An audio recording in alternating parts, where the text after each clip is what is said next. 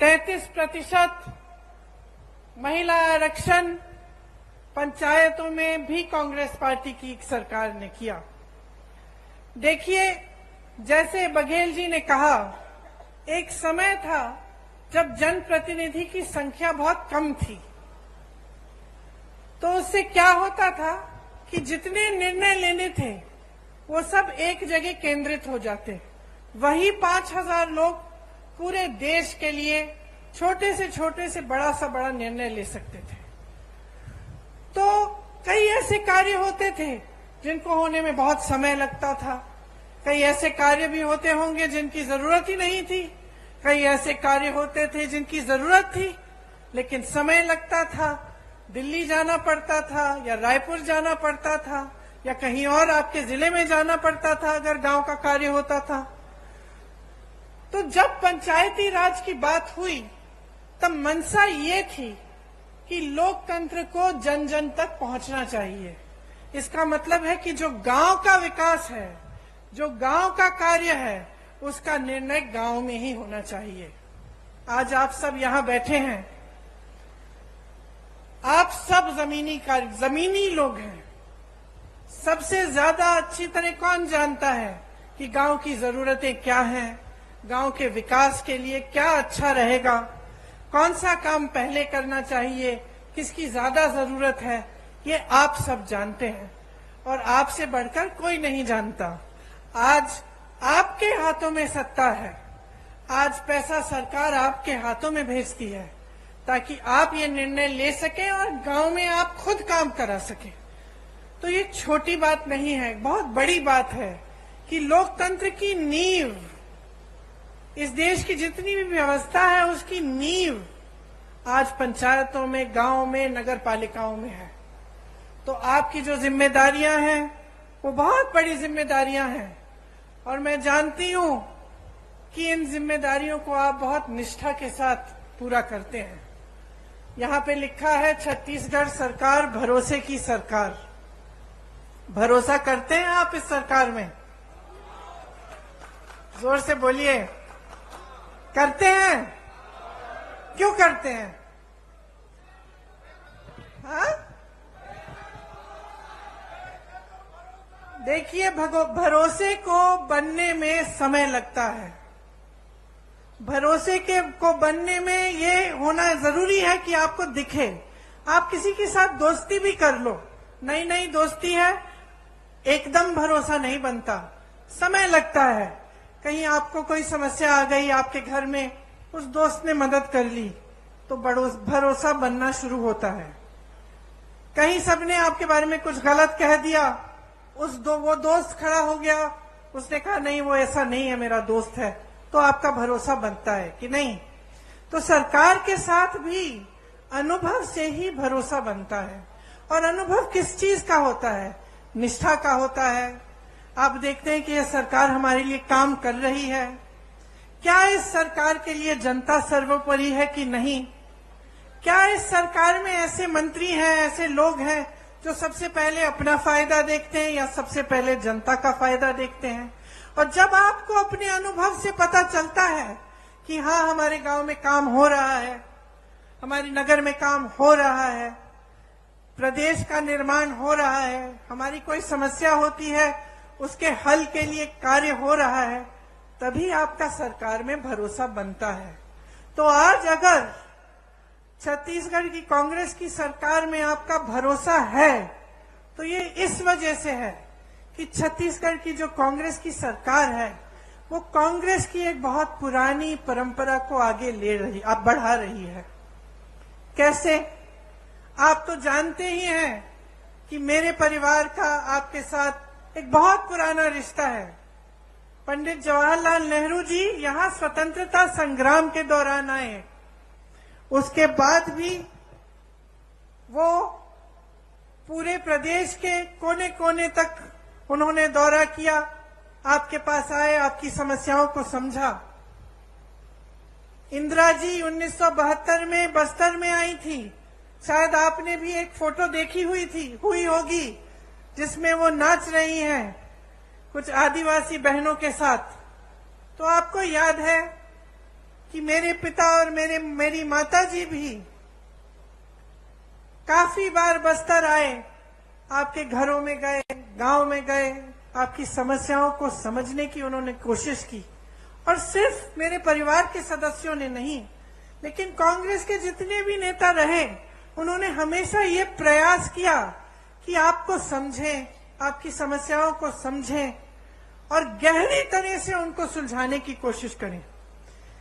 इसीलिए आपका भरोसा, आपका रिश्ता मेरे परिवार के सदस्यों से बना, कांग्रेस पार्टी से बना और आज कांग्रेस की सरकार से बना है।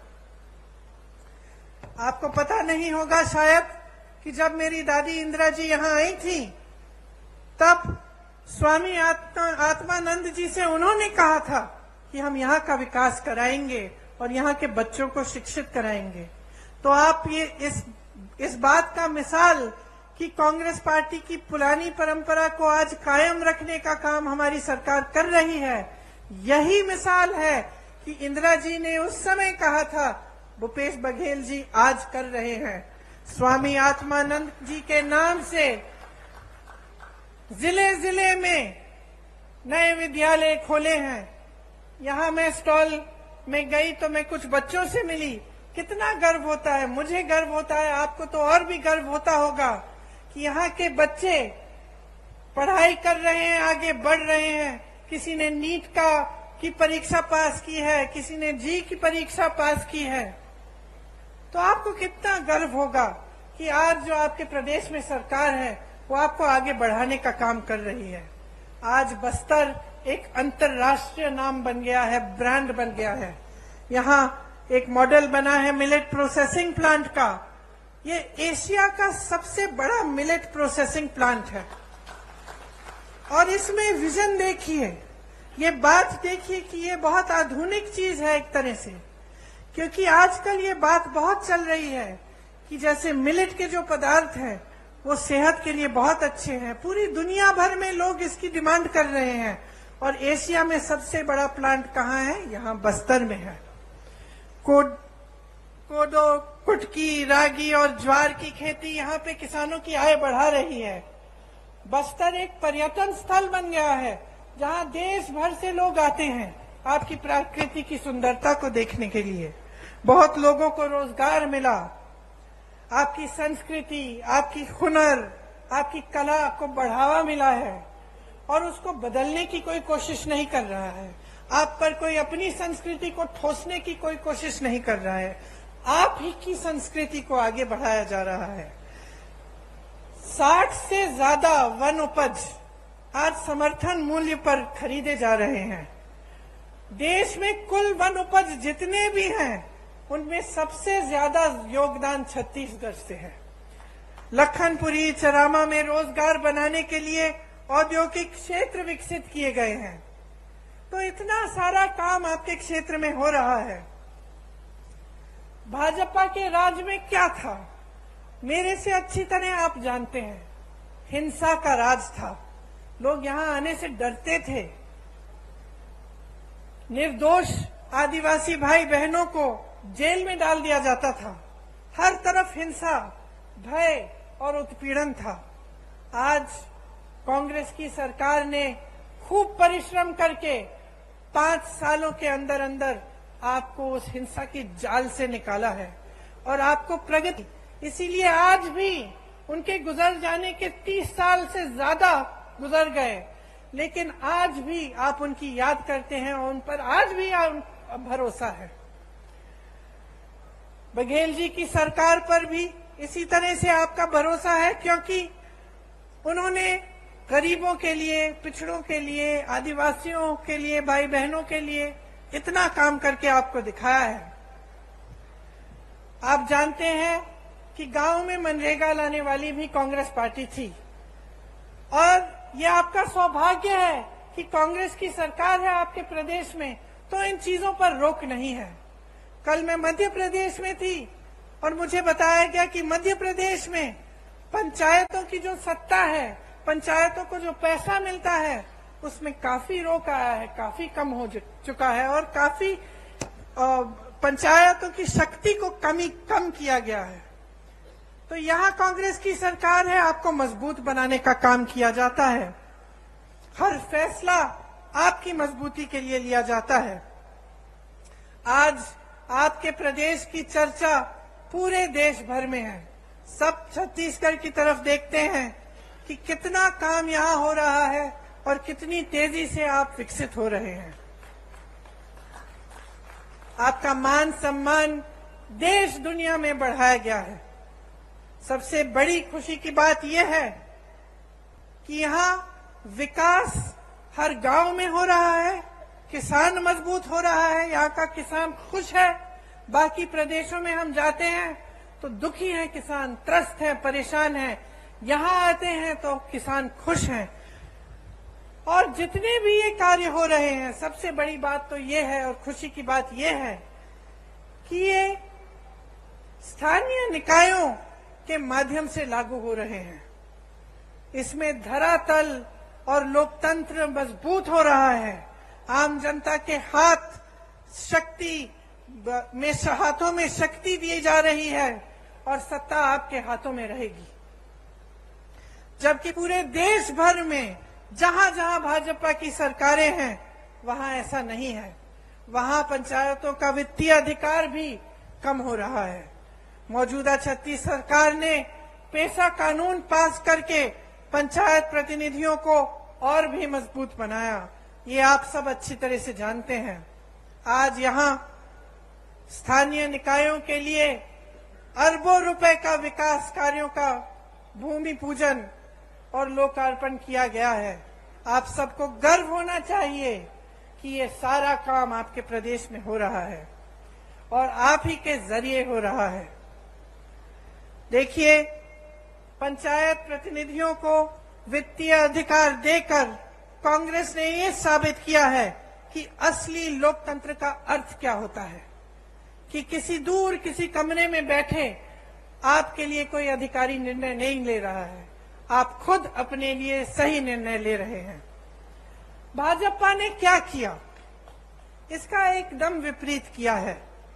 हमारे प्रधानमंत्री जी को देखिए, जैसे बघेल जी ने कहा, देश की सारी संपत्ति अपने अरबपति मित्रों को दे दी, लाखों करोड़ों के इनके कर्ज माफ कर लिए। जब किसानों को के कर्ज को माफ करने की बात उठती है तो कहते हैं कि पैसा नहीं है। यहाँ छत्तीसगढ़ में कांग्रेस की सरकार ने कर्ज माफ करने का काम 24 घंटों के अंदर अंदर किया। इन्होंने क्या किया, प्रधानमंत्री जी अपने लिए दो हवाई जहाज खरीदते हैं। 8,000 करोड़ का एक हवाई जहाज अपने लिए। सुन लीजिए, 20,000 करोड़ का नया संसद बनाते हैं, जबकि एक अच्छा खासा संसद हमारे देश में है।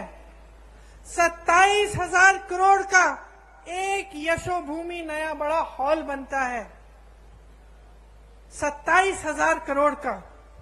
और जब ओपीएस की बात होती है, पेंशन की बात होती है, आप सरकारी कर्मचारी हैं, यहाँ खड़े हैं, जब आपके पेंशन की बात होती है तो क्या जवाब देते हैं? कहते हैं कि पैसा नहीं है। तो अपनी शान बढ़ाने के लिए, अपनी आन बान शान बढ़ाने के लिए, बड़ी बड़ी इमारतों को बनाने के लिए पैसा है। अपने उद्योगपति दोस्तों के कर्ज माफ करने के लिए पैसा है। अपनी देश की संपत्ति को अपने उद्योगपति दोस्तों को सौंप सकते हैं, लेकिन आपका पेंशन नहीं दे सकते, जो आपकी मांग है। आज छत्तीसगढ़ की सरकार आपको पुराना पेंशन दे रही है, क्योंकि जब नीयत सही होती है तो जो जनता के लिए अच्छा होता है वो सरकार करती है। देश का किसान आज मात्र 27 रुपए एक दिन में कमाता है। सुन लीजिए, आप यहाँ किसान बैठे हैं, यहाँ आपकी सरकार आपकी सहायता करती है, बिजली पानी सुविधाएं आपको मिलती हैं। देश भर में किसानों को मजबूत करने के बजाय किसानों की कमर तोड़ी गई है। आज देश भर में किसान एक दिन में 27 रुपए कमाता है। और अडानी जी, जिसका जिक्र आपने किया, बड़े बड़े उद्योगपति, कितना कमाते हैं बताओ? 1600 करोड़ रुपए एक दिन में एक आदमी कमा रहा है। 1600 करोड़ रुपए एक दिन में वो कमा रहा है। 27 रुपए आप कमा रहे हैं। आपकी संपत्ति उसको दी जाती है, जब आपका नंबर आता है तो कहते हैं पैसा नहीं है। ये सरकार चल रही है इस देश में। आप क्या अपने प्रदेश में भी ऐसी सरकार चाहते हैं?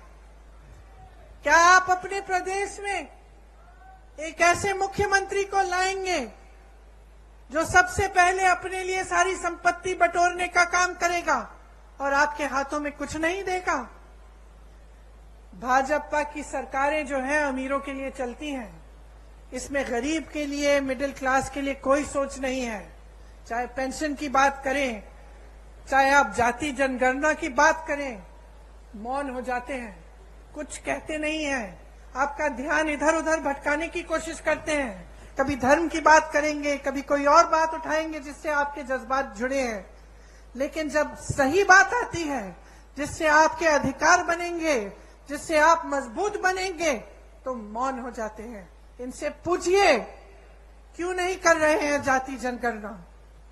आज मैं यहां खड़े हुए घोषणा करना चाहती हूं, बघेल जी से मैंने बात की है, अगर हमारी सरकार दोबारा छत्तीसगढ़ में आएगी तो बिहार की तरह यहां भी जाति जनगणना कराई रहेगा।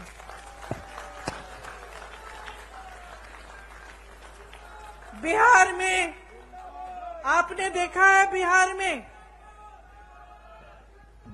में आंकड़े आपने देखे हैं। 84% ओबीसी, एससी, एसटी के लोग हैं। मैं आपसे आज पूछना चाहती हूं कि बड़े बड़े पोस्ट में, बड़े बड़े अधिकारियों के जहां जहां सत्ता है, वहां क्या 84% ओबीसी, एससी, एसटी के लोग हैं? जवाब दीजिए, हैं? क्या उनका अधिकार नहीं है? तो जाति जनगणना क्यों नहीं हो सकती? होनी चाहिए। देखिए, जब आपकी काम की बात होती है ये लोग मौन हो जाते हैं, या फिर जैसे मैंने कहा आपका ध्यान कहीं और भटकाने की कोशिश करते हैं। इन्होंने जितनी महंगाई इस देश में बढ़ाई है, वो मेरी बहनें जो यहां बैठी हैं वो बहुत अच्छी तरह समझती हैं, क्योंकि पूरे समाज, परिवार का बोझ उठाती हैं। आप चाहती हैं कि आपके बच्चे बड़े हों, पढ़े लिखें। जब आप स्कूल की फीस भरने जाती हैं कितनी मुश्किल होती है आपके लिए। जब आपको उनकी वर्दी खरीदनी पड़ती है, उनकी किताबें खरीदनी पड़ती हैं, उनके लिए कोई नए कपड़े लेने पड़ते हैं, जूते लेने पड़ते हैं, सब पे जीएसटी टैक्स लग जाता है। सब पे केंद्र सरकार ने टैक्स लगाया है और उसका दाम बढ़ा दिया है। टैक्स आप दे रहे हैं और मौज उनके उद्योगपति दोस्त कर रहे हैं। हर चीज पे टैक्स लग रहा है, कपड़ों पे, बर्तनों पे। जो आप जाके आप सब्जियां खरीदते हैं वो भी महंगी हो गई हैं, तेल महंगी हो गई है। गैस के सिलेंडर को देखिए, इनका कहना है कि हम राशन आपको मुफ्त दे रहे हैं, लेकिन मैं इनकी राज बताती हूं आपको। आज कांग्रेस की सरकार में आपको 60 रुपए का राशन मिलता था कि नहीं मिलता था? आपको याद है? आपको 60 रुपए देने पड़ते थे, आपको राशन मिलता था। उस समय किसी को याद है कि सिलेंडर का क्या दाम था? 425 रुपए था। 425 रुपए का सिलेंडर था, 60 रुपए का आपको राशन मिलता था। तो 485 रुपए में आपको राशन भी मिल जाता था, आपको सिलेंडर भी मिल जाता था। ये सही है कि नहीं बहने? सही है। अब इन्होंने कह दिया कि हम राशन मुफ्त दे रहे हैं, बहुत अच्छा। सिलेंडर कितने का दे रहे हैं? 1125 रुपए से 1200 रुपए में। समझ रहे हैं आप कि आपके साथ कितना बड़ा धोखा हो रहा है? आपको कहा जा रहा है कि आपको राशन मुफ्त मिल रहा है, लेकिन जितना राशन का दाम पहली सरकार को आप जितना राशन के लिए देते थे, उससे कहीं ज्यादा सिलेंडर का है। तो जहां आपको 485 रुपए में दोनों चीजें मिल जाती थी, आज 1125 रुपए में एक सिलेंडर मिल रहा है। कौन खरीदेगा? अरे इनके उद्योगपति दोस्त आपके घर आके आपके लिए सिलेंडर खरीदेंगे? जहां जहां रोजगार का मौका था इन्होंने खत्म कर दिया। नौकरियां मिलती थी, रोजगार मिलता था पीएसयू से। इसीलिए पंडित जवाहरलाल नेहरू का जो नजरिया था उस समय कि बड़े बड़े पीएसयू बनाए ताकि जनता को रोजगार मिले, आज वो पीएसयू बिक गए हैं, निजी बन गए हैं। उसमें ना आरक्षण मिलेगा और ना रोजगार मिलेगा। आपको खेती किसानी से रोजगार मिलते थे और पूरे देश भर में किसान को इतना कमजोर बना दिया है कि वो बेचारा कमा नहीं पा रहा है। डीजल में जीएसटी, पेट्रोल में जीएसटी, खाद महंगी, सब चीज महंगा, गुजारा नहीं हो रहा किसानों का। और तीसरी जगह जहां से रोजगार बनते थे, छोटे छोटे उद्योग, जैसे आप दुकान, छोटी राशन की दुकानें, छोटे उद्योग जो हर जगह, हर जिले में, हर छोटे छोटे शहर में होते थे, नोटबंदी को लेकर, जीएसटी को लेकर वो भी बंद हो रहे हैं सारे। तो रोजगार देंगे कहां से ये लोग? इनको कोई दिलचस्पी नहीं है आपकी भलाई में। ये सिर्फ चाहते हैं कि सारी देश की संपत्ति इनके बड़े बड़े उद्योगपति दोस्तों को मिल जाए ताकि उनके जरिए उनकी पार्टी में डाला जाए और चुनाव पे वो पैसे फेंक फेंक के चुनाव जीत सके। ये उनका मकसद है, सत्ता में रहना। और जो नेता सिर्फ सत्ता में रहना चाहता है और वो ये नहीं समझता कि सत्ता देने वाली पब्लिक है, तो वो नेता पब्लिक की भलाई कभी नहीं कर सकता। आज बघेल जी ने कहा कि यहां पे प्रधानमंत्री जी आकर कहते हैं कि अगर देश भर में धान खरीदी का सबसे ज्यादा यहां पे दाम मिलता है तो उनकी बदौलत है। अब बताइए, ये जब प्रदेश सरकार काम करती है तो उसका श्रेय भी लेना चाहते हैं। इससे उनकी नीयत दिखती है। मैं उत्तर प्रदेश से आती हूं, मैं इनसे पूछना चाहती हूं, बनारस में धान खरीद का क्या दाम है? बनारस तो इन्हीं की जगह है, वहीं से चुनाव लड़ते हैं। क्या वहां पे दे रहे हैं जितना यहां छत्तीसगढ़ में मिल रहा है आपको धान के लिए? मैं पूछना चाहती हूं कि उत्तर प्रदेश में 1200-1400 का दाम क्यों मिल रहा है? फिर अगर आप ही देने वाले हैं तो सबसे पहले तो अपनी जगह दीजिए ना बनारस में। जगह जगह जाके प्रधानमंत्री जी कहते हैं कि मेरा गारंटी, मोदी का गारंटी। और दुनिया क्या कहे? क्या कहे दुनिया इस मोदी जी के गारंटी का कि जब आपने 15 लाख का गारंटी दिया था, हमारे खाते तो आज तक खाली हैं। ये आपका गारंटी क्या है? आपने कहा था कि आप करोड़ों रोजगार देंगे, क्या हुआ? तमाम नौजवान बेरोजगार खड़े हैं आपके केंद्र सरकार में, इतने पद खाली हैं, आपने भरे ही नहीं। कहां गई आपकी गारंटी? कौन सी खोखली गारंटी है? आपने कहा था बेरोजगारी को मिटाएंगे, आज 45 साल में सबसे ज्यादा बेरोजगारी हमारे देश में आपकी बदौलत है। जब आपसे सवाल पूछे जाते हैं तब आप कोई नई गारंटी निकाल देते हैं।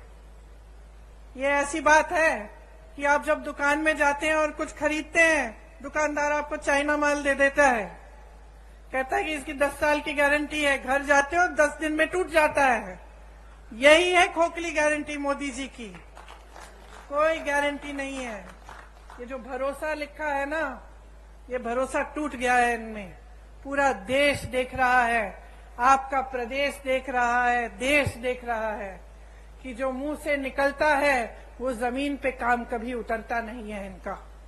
कुछ कुछ कहते रहते हैं, लेकिन जब कार्य करने का काम होता है, विकास करने का काम होता है, तो क्या होता है? बड़ी बड़ी इमारतें बनती हैं, नया संसद बन रहा है 20,000 करोड़ का, हॉल बन रहे हैं 27,000 करोड़ के, लेकिन आपका विकास नहीं हो रहा है।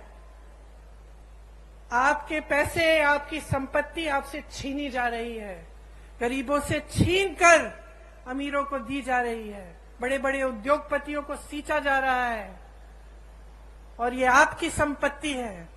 इसलिए आज यहां खड़े होकर मैं आपसे कहना चाहती हूं कि एकदम जागरूक बन जाओ। यहां जो प्रदेश में सरकार चली है उसने आपके लिए काम किया है, और सबसे बड़ा काम जो किया है कांग्रेस की सरकार ने, वो आपकी संपत्ति दोबारा आपके हाथों में डालने का काम किया है।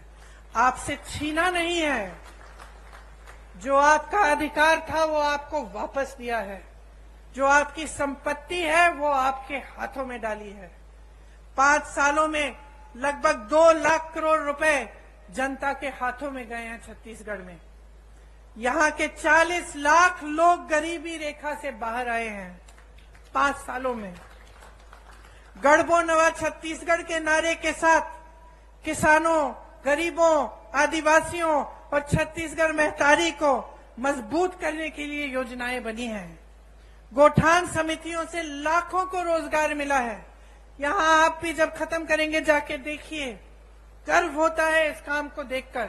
जहां जितने भी उत्तर भारत में इतनी बड़ी समस्या बन गई है आवारा पशुओं की, उत्तर प्रदेश की हूं, मैंने आपसे कहा, वहां आप देखिए, जहां देखेंगे वहां आवारा पशु खेती खा रही है।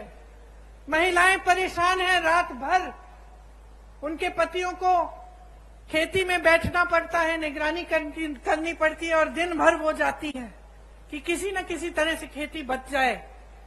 लेकिन सरकार ने इस समस्या को हल करने के लिए कुछ नहीं किया।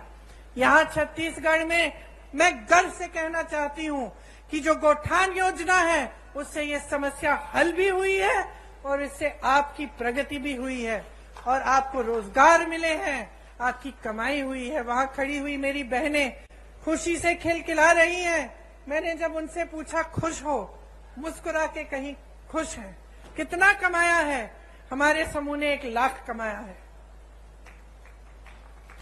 गर्व से कह रही हैं। अब इनको कौन दबाएगा?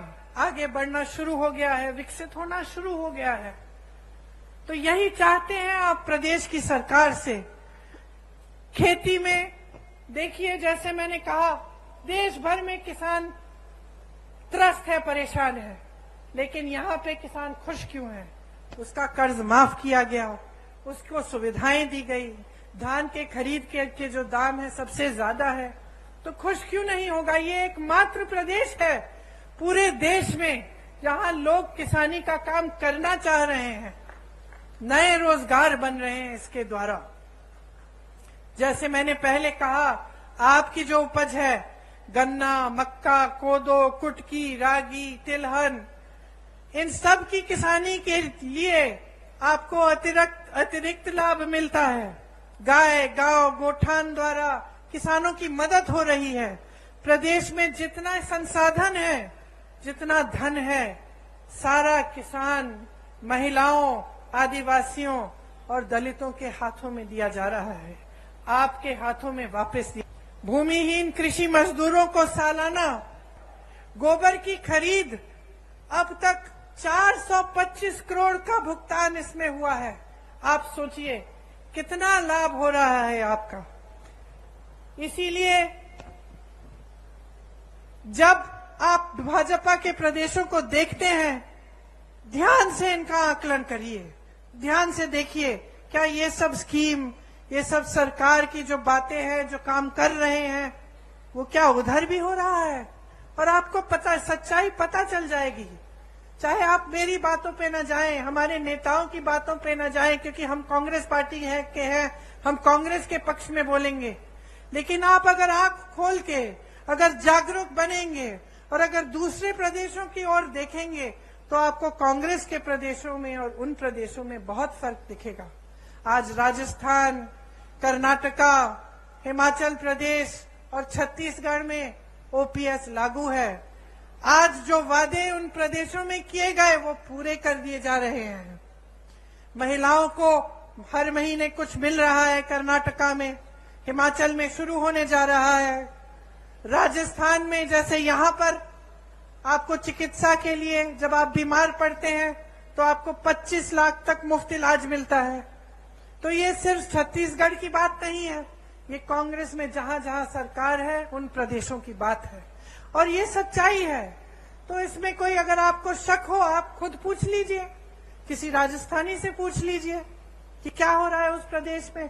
और आपको तो छत्तीसगढ़ का अनुभव है ही, आप तो जानते ही हैं कि यहाँ कितनी प्रगति हुई है और आपके लिए कितनी चीजें की हैं। किसानों की यहाँ हजारों करोड़ रुपए की सब्सिडी है। तेंदुपत्ता बंडल का दाम 4,000 रुपए तक बढ़ाया गया है। बीपीएल परिवारों का 5 लाख तक निःशुल्क इलाज हो रहा है। और जो जेनेरिक दवाइयां हैं उसमें 50 से 75% तक छूट भी मिल रही है। महिलाओं के लिए मेरी बहनें कितनी योजनाएं हैं, मैं गिनवा सकती हूँ आपको। आंगनवाड़ी कार्यकर्ता का मानदेय बढ़ाया, 10,000 रुपए किया। सहायिका का 5,000 रुपए किया। मिनी आंगनवाड़ी को 7,500 रुपए किया। मितानिन बहनों को भी 2,200 का रुपए अतिरिक्त मिल रहे हैं। दाई दीदी क्लिनिक बनी महिलाओं के लिए, आपसे ही संचालित है। कितना अच्छा लगता है ये देखकर कि आप खुद इन क्लिनिकों का संचालन कर रही हैं और आप ही का लाभ हो रहा है। सरकारी कॉलेजों में लड़कियों को स्नातक तक मुफ्त शिक्षा मिल रही है। इतना अच्छा लगता है। यहाँ मेरी छोटी बेटियां खड़ी है जो इंग्लिश में बोल रही हैं, जो कह रही हैं कि मैं बड़ी होकर डॉक्टर बनूंगी, मैं बड़ी होकर कलेक्टर बनूंगी। स्वामी आत्मानंद स्कूल की बात की हमने, जिनके बारे में आदिवासी बच्चियों की शिक्षा के लिए इंदिरा जी ने बोला था, बघेल जी ने वो सपना साकार किया। ऐसी 50% महिलाओं के लिए उसमें आरक्षण है। स्वयं सहायता समूह का करोड़ों का कर्ज माफ किया और करोड़ों की कमाई भी होगी जब इस तरह के कार्य किए जाते हैं उनके लिए। तो इस तरह की तमाम स्कीमें हैं जो सिर्फ आपके लिए, आपके हाथों में सत्ता, आपके हाथों में आपकी संपत्ति देने के लिए बनाई जा रही हैं। मैं गर्व से आज एक और घोषणा करना चाहती हूं कि अगर हमारी सरकार फिर से प्रदेश में आएगी तो 10 लाख आवास गरीबों को दिए जाएंगे।